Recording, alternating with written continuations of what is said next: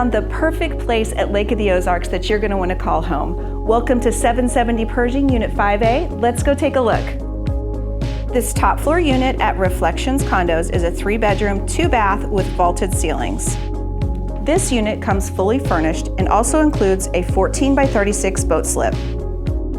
Unit 5A is an end unit, which means you don't have neighbors to one side of you or neighbors on top. Looking for a fun environment here at the lake, this complex has a happy hour at 4 p.m. every day at the pool.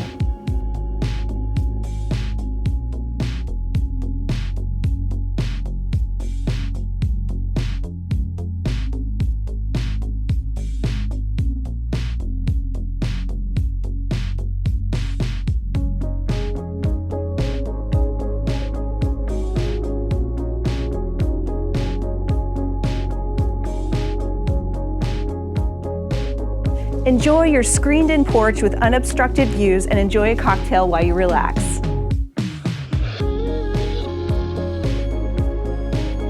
This condo is located at the 35-mile marker of the Osage, which is right around the corner from Captain Ron's, which is the home of the Shootout.